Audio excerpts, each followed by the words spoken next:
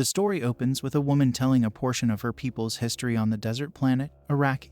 The woman, Chani, is a Fremen. She explains that since before she was born the planet has been ruled by the cruel Harkonnens who have grown enormously rich harvesting the psychogenic substance melange, also known as the spice. The Fremen have been trying to expel the Harkonnens, but to no avail. Recently, however, the Padishah Emperor Shaddam IV has ordered the Harkonnens to leave Arrakis. Chani wonders who the new rulers will be. On the planet Caladan, Paul Atreides eats breakfast with his mother, Lady Jessica, Duke Leto's concubine. A member of the quasi-religious order of the Bene Gesserit, Jessica has been trying to teach her son the special powers of her order. She tests Paul by having him try to compel her to pass him a glass of water. Paul is only partially successful. Paul learns about the planet Arrakis and its people. It is the only source of the psychoactive spice, which extends life and perception. Spice is necessary for interstellar travel since it makes possible the expanded consciousness of the navigators who plot faster than light jumps, folding space-time to travel instantly from one planet to another. Leto Atreides, along with soldier Gurney Halleck and Mentat Thufir Hawat,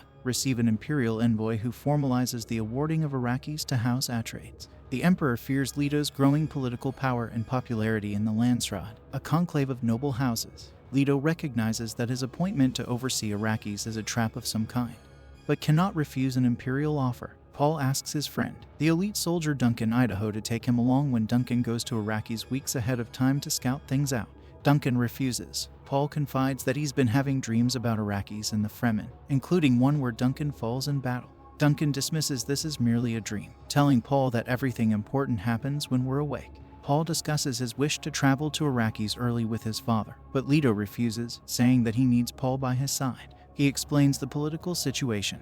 The Emperor has set up a conflict between House Atreides and House Harkonnen, a war which will weaken them both to the benefit of the Emperor. Leto instead intends to strike an alliance with the Fremen in order to harness their desert power to his own and outwit the Emperor. Paul expresses his doubts about his ability to succeed his father as a leader. Leto confides his own doubts when he was young and insists that Paul will find his way to leadership, just as he did. Gurney has a sparring session with Paul, insisting that the young ducal heir must be more wary about the danger posed by the Harkonnens and more ruthless in battle. Paul begins to have dreams of Chani, Jessica's Bene Gesserit superior. Reverend Mother Gaius Helen Mohiam arrives on Caladan to test Paul.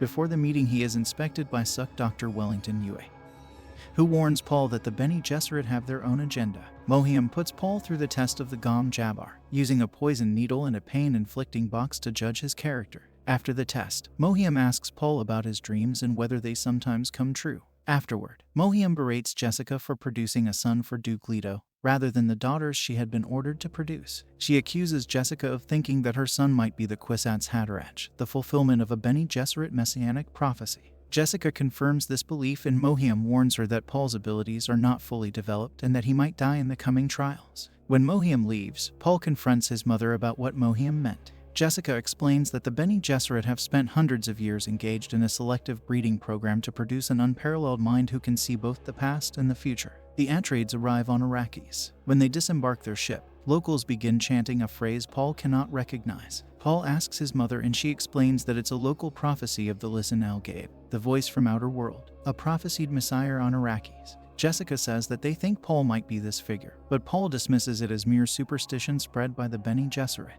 Jessica hires a Fremen servant, shout out Mapes. Mapes sees Jessica and Paul as a fulfillment of the Lisan al-Gaib and gives Jessica a dagger made from the tooth of Shai Halad, the immense sandworms which make the desert of Arrakis so dangerous. That night, while he studies a holographic image of the Muad'Dib desert mouse, Paul survives an assassination attempt by a hunter-seeker drone when Mapes enters the room, distracting it.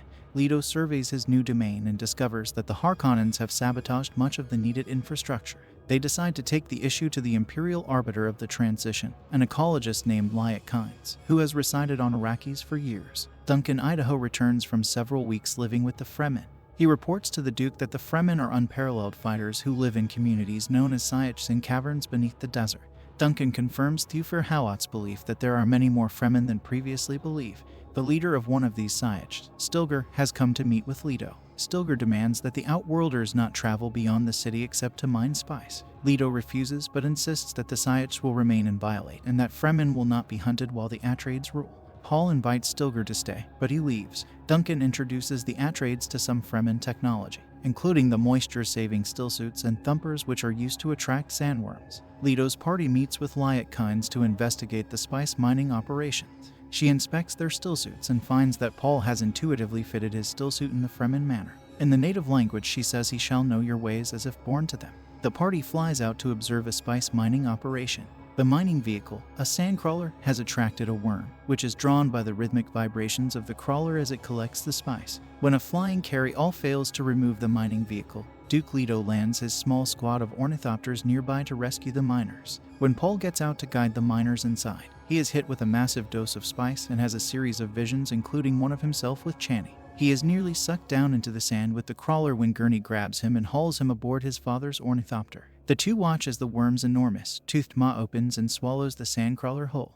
Later, Paul is examined by Dr. Yue, who informs Paul and his mother that the spice is psychoactive but shouldn't harm Paul. Duke Leto awakes at night with the sense that something is wrong. He calls security but gets no answer. He finds Mapes stabbed to death and is shot with a paralytic dart that burrows its way through his body shield and into his back, rendering him helpless. Yue reveals himself as a traitor. He has lowered the shields and sabotaged Atreides' communications. Yue reveals to Leto that the Harkonnens secured his compliance because they have his wife held captive. He replaces one of Duke Leto's teeth with a poison capsule which he hopes the Duke can use to kill the Baron. Gurney is awakened and leads the counterattack as the Harkonnen forces, aided by the Imperial Sardaukar troops, begin their assault. The Atreides troops, caught unprepared and outnumbered by Harkonnen troops and the Sardaukar, find themselves quickly overwhelmed. Duncan kills several Sardaukar, takes an ornithopter and tries to rescue Paul and Jessica but finds them already gone. Baron Vladimir Harkonnen has promised Mohia and the Bene Gesserit that he will not harm Paul or Jessica, so he sends some of his men to take them to the desert to die of exposure. Paul, not fully secure in his Bene Gesserit abilities, is still able to use the voice to order one of the men to remove his mother's gag. Jessica immediately orders one of the men to kill his comrade.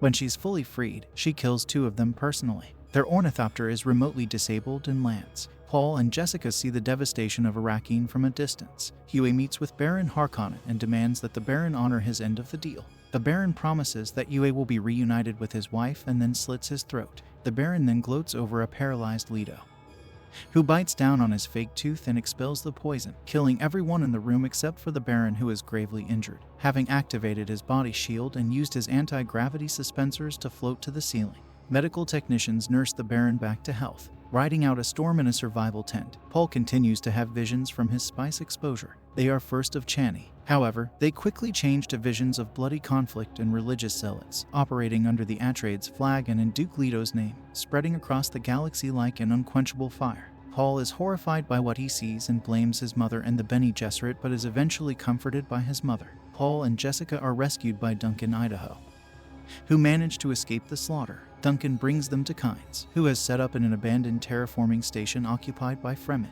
The Sardaukar track them there and attack, with the Fremen killing many of them. Duncan sacrifices himself in a last stand to allow Paul, Jessica, and Kynes to escape. Paul and Jessica flee in an ornithopter. Kynes sets up a thumper, intending to call a sandworm and ride it away, but she is mortally wounded by the Sardaukar. Before they can deliver the killing blow, a sandworm arrives and Kynes attracts it to her by pounding a patch of drumsin. They are all swallowed by the worm. While piloting the ornithopter through a powerful sandstorm, Paul has a vision of a Fremen man giving him advice, telling him that survival in the desert is a process and that he must move with the flow of the environment. Paul retracts the thopter's wings and allows them to be carried deeper into the desert by the vortex of the storm.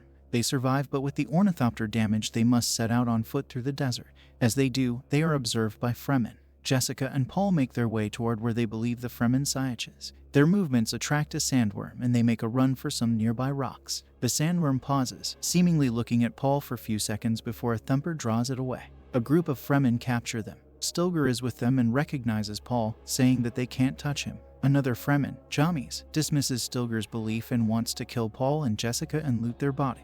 Paul recognizes Jamis as the man from his visions. Jessica asks for help returning to Caladan, saying that they will be well rewarded, but Stilgar dismisses any reward they'd give as pointless. Stilgar offers to allow Paul, who is still young, to join their siege, but says that Jessica, who he deems too old to learn to fight, must be left behind. Jessica and Paul use their Bene Gesserit training to disarm most of the Fremen and hold Stilgar at knife point. Stilgar, realizing that Jessica is a Bene Gesserit, relents and decides to take both of them to the Siege, Jami's objects, and challenges Jessica to a duel. Paul agrees to stand as his mother's champion. Chani, who is among the party, takes pity on Paul, who she believes will die at Jami's hand, and gives him her crysknife, a dagger made from the tooth of the sandworm, a moment from one of Paul's visions. In the duel, Paul outclasses Jami's, repeatedly holding a knife to his throat and demanding that he yield. Stilgar informs him that Fremen duels are to the death, and Jessica says that Paul has never killed anyone before. Reluctantly, Paul kills Jami's. Satisfied, the Fremen take Paul and Jessica back to their Siege. Paul and Jessica see a Fremen impossibly riding a live worm. As they begin their journey into the desert, Chani tells Paul that this is only the beginning.